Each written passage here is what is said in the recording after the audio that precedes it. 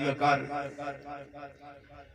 اللہ جل وعلا نے اس جہان کائنات میں والدین کو ہماری آمد کا ذریعہ بنایا ہے، اور یہ ایسا بہترین ذریعہ ہے کہ والدین کے دل کے اندر اللہ نے اولاد کی محبت کو رکھ دیا ہے۔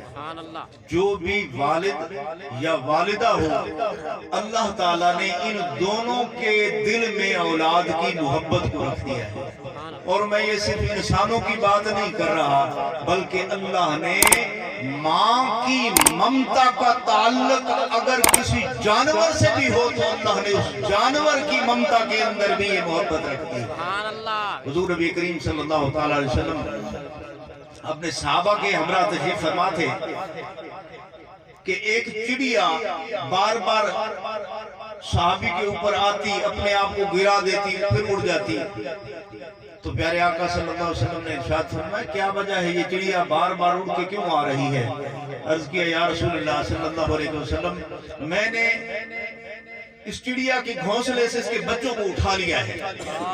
حضور صلی اللہ تعالیٰ علیہ وآلہ وسلم نے ارشاد فرمایا یہ آپ نے اس کو تکلیف دی ہے، تکلیف اب اس کے بچوں کو ہے کہ وہ قید میں ہے آپ کی، لیکن ماں اپنے ممتا کے ہاتھوں مجبور ہو کے اپنے آپ کو بے بس گردان کے وہ آپ کے اوپر گر رہی ہے۔ حضور نے ارشاد فرمایا کہ یہ چڑیا اپنے بچوں سے جتنا پیار کرتی ہے، اللہ مومن سے اس سے زیادہ پیار کرتا ہے۔